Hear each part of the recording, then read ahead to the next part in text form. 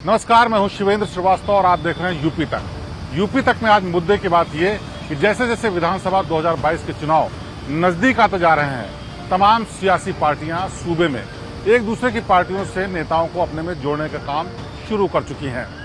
Donate card और voice of slum जुड़कर दिल्ली और नोएडा के स्लम्स में गरीबों को फ्री ऑक्सीजन सप्लाईज प्रोवाइड करने का प्रयास कर रहे हैं। डिस्क्रिप्शन में दिए हुए लिंक पर जाकर डोनेट कार्ड पे अभी डोनेट करें। इन गरीब परिवारों का सहारा बने।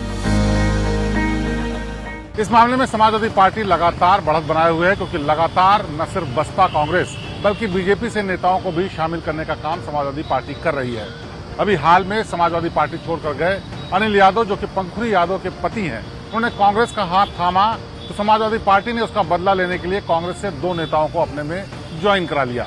इनमें से एक नेता विधायक और एक पूर्व विधायक रह चुका है। इसमें पीताम्बर शर्मा अखिल भारतीय ब्राह्मण सभा के प्रदेश अध्यक्ष भी हैं और कांग्रेस से पिछले 10 साल से जुड़े हुए हैं।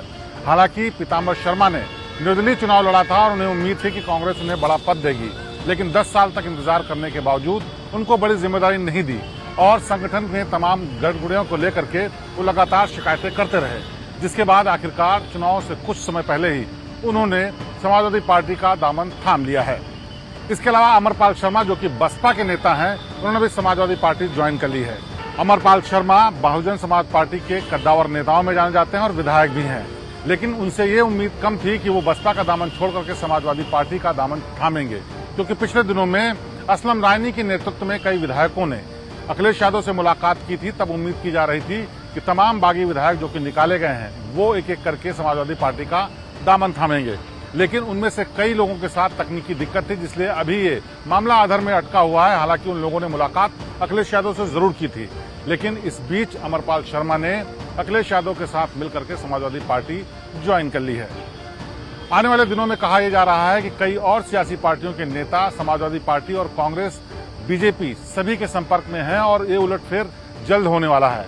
इसमें कई एक दूसरे की पार्टियां ज्वाइन करके विधानसभा चुनाव के 2022 के चुनाव में टिकटों पर नजर लगाए हुए हैं। अब किसकी उम्मीद पूरी होती है, किसकी नहीं, ये तो वक्त बताएगा, लेकिन ये जो नेता एक दूसरे की पार्टियों को छोड़ करके जा रहे हैं वो इसी उम्मीद से पार्टी ज्वाइन कर रहे हैं कि आने वाले विधानसभा चुनाव में उनको टिकट मिल सकता है, जिससे वो अपनी जीत दर्ज करा सकें।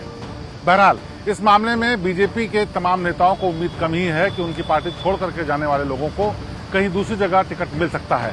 दूसरी तरफ ये भी कहा जा रहा है कि तमाम दूसरी पार्टियों से छोड़ करके जो बीजेपी में नेता आए हैं उनको भी टिकट मिलने की उम्मीद कम ही है।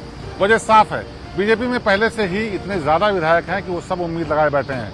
साथ ही साथ जो मंत्री और कद्दावर नेता हैं वो भी 2022 के चुनाव के लिए अपनी उम्मीद लगाए हैं। ऐसे में कहना मुश्किल होगा कि जो बाहर से छोड़ करके आए हैं उनमें से ज्यादातर को टिकट मिलेगा या नहीं मिलेगा।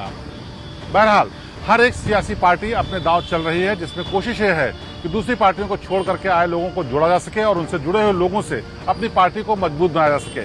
उत्तर प्रदेश में जातीय समीकरण बहुत तेजी से काम करता है और सबसे मजबूत मुद्दा भी होता है, लिहाजा हर सियासी पार्टी इस कोशिश में है कि जातीय आधार पर तमाम अपने कल पुर्जे दुरुस्त कर लिए जाए, जिससे आने वाले विधानसभा चुनाव में इसका वो सीधे तौर पर फायदा ले सकें। बहरहाल अभी चुनाव में काफी वक्त है, उससे पहले रणनीति तमाम सियासी पार्टियां चल रही हैं कि नेताओं को जोड़ करके उनसे जुड़े हुए कार्यकर्ताओं और उनके फॉलोअर्स को अपनी पार्टी में शामिल करें, जिससे कि उसका ज्यादा से ज्यादा फायदा चुनाव के वक्त वोटिंग में मिल सके। लेकिन इसका असलियत में कितना फर्क पड़ता है और कितना फायदा मिलेगा, ये चुनाव के नतीजों के बाद ही पता चलेगा। लेकिन जिस तरह से उत्तर प्रदेश में जातीय समीकरण काम करते हैं, उस लिहाज से समाजवादी पार्टी, कांग्रेस और बीजेपी सबने अपने तरीके इस्तेमाल करने शुरू कर दिए हैं। तो आने वाले वक्त में ये सियासी समीकरण कितना फिट बैठेगा और उसका कितना फायदा सियासी पार्टियों को मिलेगा, ये वक्त बताएगा। लेकिन फिलहाल इस तरह से एक पार्टी को छोड़ करके दूसरी पार्टी में ज्वाइन करने वाले नेताओं पर ये थी यूपी तक की खास पेशकश। प्रदेश की बाकी ताज़ा तरीन और बेहतरीन खबरों के लिए आप देखते रहे यूपी तक। आपसे फिर होगी मुलाकात। नमस्कार।